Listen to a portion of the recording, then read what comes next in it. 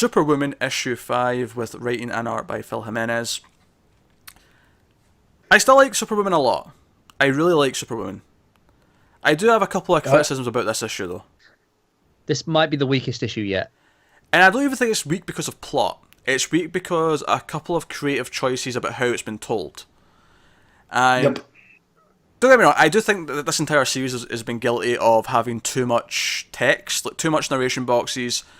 It's been very densely packed, which is fine, but it just, you turn the page and it's like, oh, do you know crap. what my problem with it is, actually? It feels like Jimenez doesn't trust himself to show everything he needs to in the art, and he's like, I really need to make sure I'm saying this. It's almost like he needs an editor. I try to read this. Yeah, it's like he needs an editor to come in and say, no, you don't actually need that panel or that text box. You don't need that he's caption. being too critical of his own art, and it's like, no, look, it's fine. It's telling what we need to. And the art still looks great. Yeah, like it's not like he's skimping on it at all. Yeah, so that's great.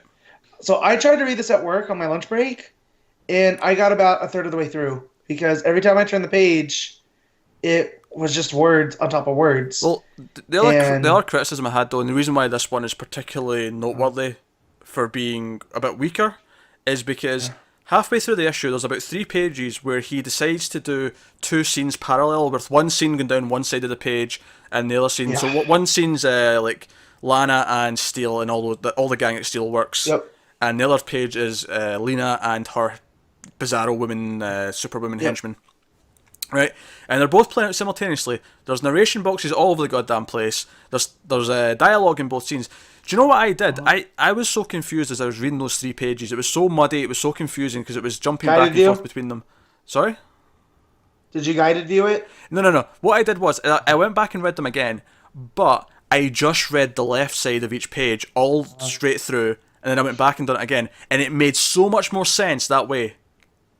Yeah. Yeah, it looks like it's trying to do like parallel messaging, but it made it hard to doesn't read. Really, it doesn't really feel like it is that parallel in terms of story, and it would have worked better just. Yeah, because when I went back and read just like the Lana side on its own for those 3-4 pages, it just made so much more sense. I understood what was going on, except one panel where, because at the start of the issue, she's fighting her doppelganger, and then the Superwoman clone that showed up and killed Lois turns out to save her. She shows up and saves her, and she takes her back to Steelworks and gives them some information about Lena's plan, how she's trying to break into the Phantom Zone and whatnot.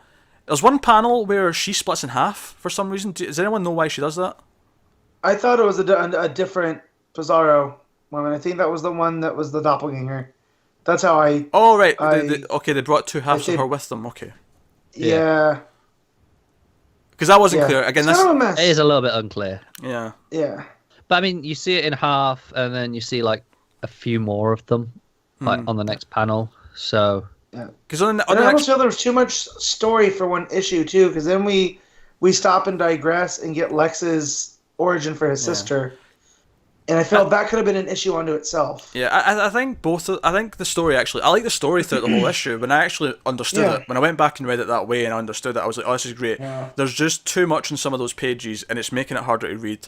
And the 2 scenes side by side wasn't working the way I think he wanted it to.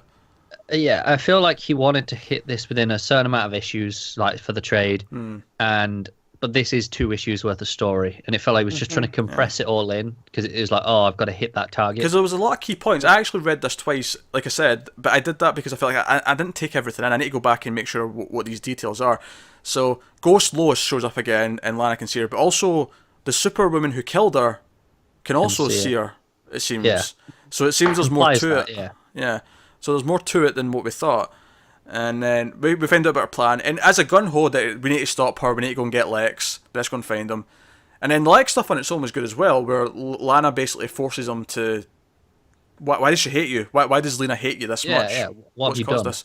And all the flashbacks were good, and Lana's response after she finds out everything, which is basically that he, in trying to cure her, paralysed her permanently, and then messed her up again when he tried to use the Superman solar flare experiments on her and all this other stuff, using her research to build up his own company.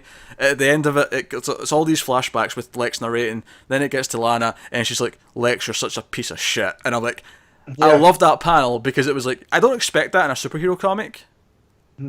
Obviously, it's censored because it's, for all I like ages, how it's actually a little bit different to the usual censoring, because typically we just get like symbols for profanity. Yeah. This was But like cuts are oh, off. whoa, Matt, Ultroning. Yeah, this did more of like a scroll, almost like someone's signature sort of thing. Yeah, is what it looks like. Yeah. But that reaction to everything he just said was great, because he felt like he was justified throughout all of it, and she's like, "No, you just," and she just lists everything he just said in a more like I just did there, where she just lists everything in bullet point form, and you like, of course she's pissed at you, of course you're awful. Yeah, it's great to see someone calling Lex on his bollocks. Yeah, and so there's great stuff in this issue. I still love it. I love the supporting cast. Natasha Irons, Tracy 30, all the supporting cast are building up. I like the plot. It's just the middle of this issue was so muddy because he tried to do all this extra stuff, and it made it hard to read. Like I say, I like a lot of what's in it. I think it's just too much of it at once. It's hard to just read. Split this into two issues. Like that Lex stuff is almost an issue in itself, like you say. Yeah. Yep. And just expand on it a bit more. Let the other stuff breathe. Not have everything packed in so tightly. So I'm excited to read more of it. He just needs to loosen up on his style a little bit. Yeah. The writing. So. And at the end, Lex finally gets let out his cube because what's his name? The villain that shows up at the end. Atomic Skull. Thank you. With Kryptonite Man and his pieces. Man. Yeah. So he can break them out of the cubes, the hyper cubes, and that's the setup for what I think is the last issue in the arc. The next one, issue 7. So issue 6. Aye, this was 6, right? So it'd be 7. This was 6. Yes, 7's next. I might have said 5 earlier because I've got 5 written down. Apologies. This is issue 6. Yeah, that's why I confused myself, because I looked over there and went, wait a minute, was this 5? But yeah. No, this was 6. Yeah, so issue 6.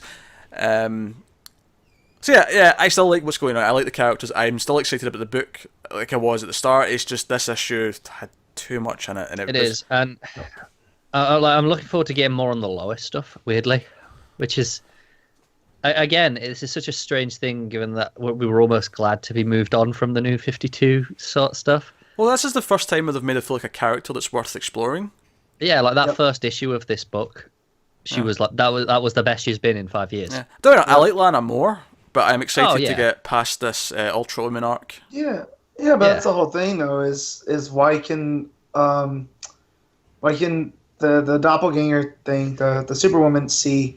See, we can't call her Superwoman because it gets confusing because the main character is called Superwoman. Exactly, that's why. Yeah, but it also begs, if she can see Lois, that means like she's actually there. It's not in her imagination, right? Yeah. Right. So what does that mean for Superman, given that she disappeared in the same way? Yep. Well, we have that Clark. Well, yeah. Maybe that's is what that Clark that like is. some sort of remnant of that, or who knows? But I feel like this could be important to the Superman stuff as well. Could be. If we get some answers on that. So naturally, we're looking forward to the next one to find out.